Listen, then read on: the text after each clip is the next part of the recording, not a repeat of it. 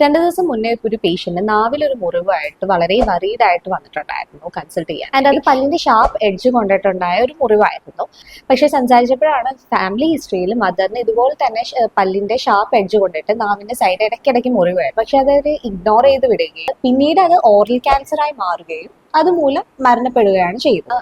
So ഇവിടെ ഒരു അറിവില്ലായ്മയാണ് ഒരു ജീവൻ തന്നെ നഷ്ടമാകാൻ കാരണമായത്. സോ നിങ്ങളുടെ വായിൽ വരുന്ന മൗത്ത് അൾസേഴ്സ് അഥവാ വായ്പുണ്ണുകൾ, പിന്നെ അതുപോലെ തന്നെ ചെറിയ ചെറിയ മുറിവുകൾ, ഇതൊന്നും തന്നെ സിമ്പിൾ ആക്കി കാണേണ്ട ഒരു കാര്യമല്ല. സോ ഇങ്ങനെയുള്ള മുറിവുകളോ അല്ലെങ്കിൽ അൾസേഴ്സ് എല്ലാം തന്നെ ഒരു 1 to 2 വീക്സിനുള്ളിൽ ഹീൽ ആയില്ല, അതല്ലെങ്കിൽ റിപ്പീറ്റഡ് ആയിട്ട് ഇത് വന്നുകൊണ്ടേ ഇരിക്കുന്നുണ്ട് എന്നുണ്ടെങ്കിൽ ഇമ്മീഡിയറ്റ് ആയിട്ട് തന്നെ നിങ്ങളുടെ ഡോക്ടറിനെ നിങ്ങൾ കണ്ടിരിക്കണം. സോ ഇങ്ങനെ ഹീൽ ആവാതിരിക്കുന്നതിനുള്ള പ്രധാന റീസൺ എന്ന് പറയുന്നത് vitamin B12 deficiency, folate deficiency, iron deficiency, അതുപോലെ തന്നെ സ്ട്രെസ് അല്ലെങ്കിൽ മൈനർ ഇഞ്ചുറീസ് ആവാം. പിന്നെ അതുപോലെ തന്നെ എഡ്ജറിൽ ഉണ്ടാവുന്ന ഷാർപ്പ് എഡ്ജ് അല്ലെങ്കിൽ ടൂത്തിന്റെ ഷാർപ്പ് എഡ്ജ് കൊണ്ട് വരാം. അതുപോലെ തന്നെയാണ് നിങ്ങളുടെ സ്മോക്കിംഗ് അല്ലെങ്കിൽ ടൊബാക്കോ യൂസ് കൊണ്ട് ഉണ്ടാവുന്ന അങ്ങനെയുള്ള ഹാബിറ്റ്സ് കൊണ്ടും ആകാം. മോസ്റ്റ് കോമൺ ആയിട്ട് വായിലെ ക്യാൻസർ കാണപ്പെടുന്ന ഒരു ഏരിയ ആണ് ടങ്ങിന്റെ സൈഡിൽ, then hard palate, soft palate, നമ്മുടെ അണ്ണാക്കില്, ആൻഡ് അതുപോലെ തന്നെയാണ് lips and floor of the mouth. So ഇതിന്റെ കോസ് എന്താണെന്നുള്ളത് കണ്ടെത്തി നിങ്ങൾ കറക്റ്റ് ചെയ്തില്ല എന്നുണ്ടെങ്കിൽ it can eventually leads to oral cancer.